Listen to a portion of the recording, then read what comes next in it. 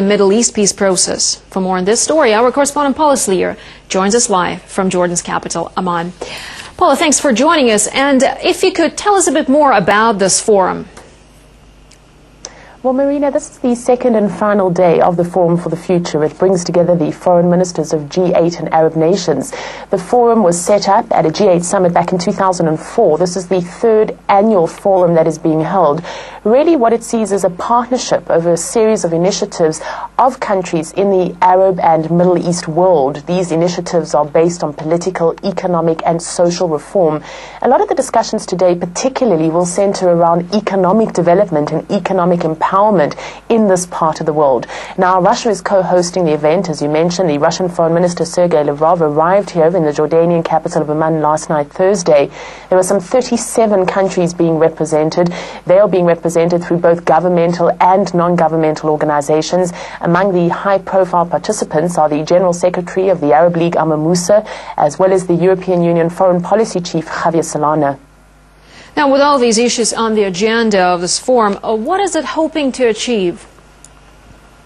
Well, of course, this is always the question that people ask when there are forums like this, the question of whether or not the hopes and the intentions and the goals are able to be translated out of the boardroom into real action onto the ground. The forum is hoping to achieve significant partnerships being established in the Middle East, being established in North Africa, that will lead to change on a political, economic and social basis. Now, earlier I spoke to one of the organizers of the forum. He said that at the summation of today's meetings, there would be a program of action that would be put forward in their website, as well as given to participating countries to take back to their respective governments. And as a result, they will have the coming year to work on these initiatives in partnership with other countries present. The forum also affords the foreign ministers participating an opportunity to meet with their counterparts, an opportunity to create and work on some important dialogue and networking. At the same time, this particular forum on a political level is focusing on the growing sectarian violence in Iraq, the political crisis in Lebanon, as well as the Israeli-Palestinian conflict, the Palestinian question.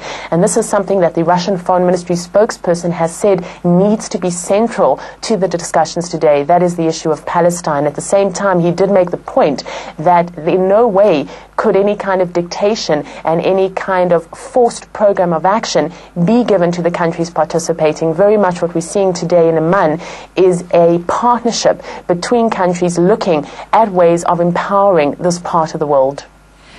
Now, Paula, given the current situation in the Middle East, is this forum likely to set the platform to improve the situation there?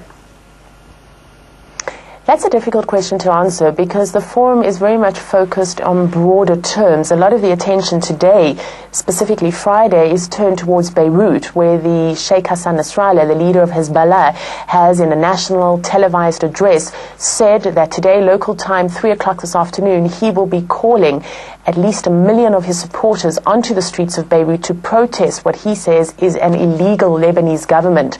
Now, the Lebanese security are taking this cause seriously. They've already deployed in downtown Beirut.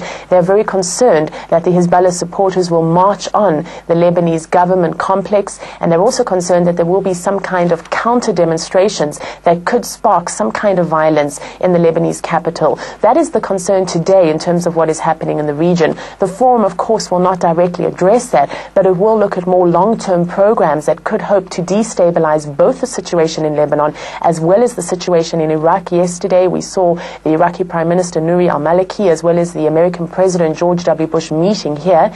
Now, analysts and people observing that meeting do not feel that very much came out of it.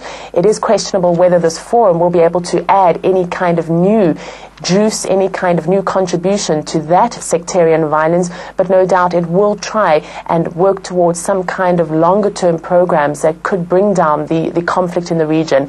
But Marina, the focus of the forum, a lot of it is on economic development, and of course, as you know, that takes time. So certainly the forum does have the potential and the promise to put into action some kind of partnerships, some kind of initiatives that countries in the Middle East and North Africa can be working on for some time to come.